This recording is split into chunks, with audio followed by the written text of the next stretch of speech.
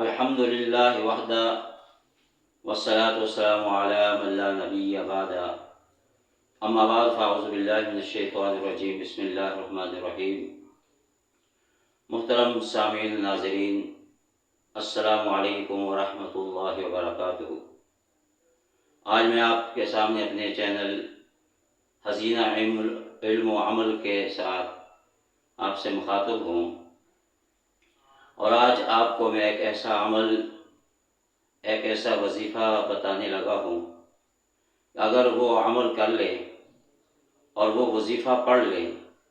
تو بہت سے حادثات سے انشاءاللہ العزیز محفوظ رہیں گے۔ اس کی وجہ یہ ہے کہ آج ہم دنیا کے اندر پھنس چکے ہیں اور اعمال سے ہٹ چکے ہیں۔ اگر ہماری زندگی اعمال پر آ جائے،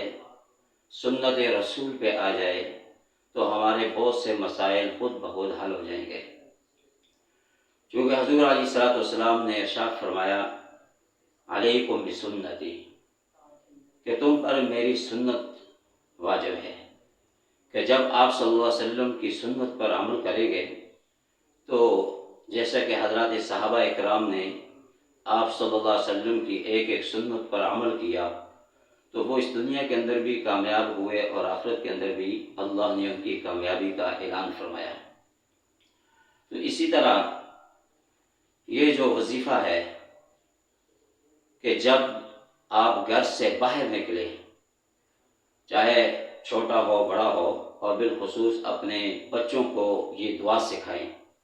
گھر سے باہر نکلنے کی دعا، بسم اللہ توکلت علی اللہ لا حول ولا قوت الا باللہ، اور اس کے ساتھ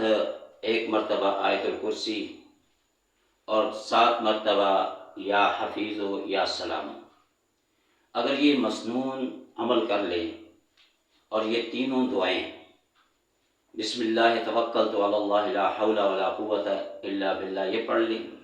ایک مرتبہ آیت الکرسی پڑھ لیں اور یا حفیظ و یا سلام 7 مرتبہ پڑھ لیں، تو بعض روایات میں آتا ہے کہ اللہ تعالیٰ ایک فرشتے کو مقرر فرما دیتے ہیں اس بندے کے گھر سے نکلنے سے لے کر اس کے واپسی تک، کہ اس کے حادثات سے محفوظ رہتا ہے، اور اسی طرح بری موت سے وہ انسان محفوظ رہتا ہے، اور خیر و عافیت کے ساتھ وہ اپنے گھر واپس لوٹتا ہے۔ تو یہ آج یہ ہمارا یہ عمل ہے، یہ وظیفہ ہے جو آپ کو بتایا گیا ہے۔ تو دعا فرمائیں کہ اللہ تعالی ہم سب کو آپ صلی اللہ علیہ وسلم کی ایک ایک سنت پر عمل کرنے کی توفیق عطا فرمائے، اور آپ صلی اللہ علیہ وسلم کی سنتوں کو دوسری مخلوق تک پہنچانے کی توفیق عطا فرمائے۔ آخر میں آپ سے درخواست کروں گا کہ ہمارے آپ اس چینل کو ضرور دیکھیں، اور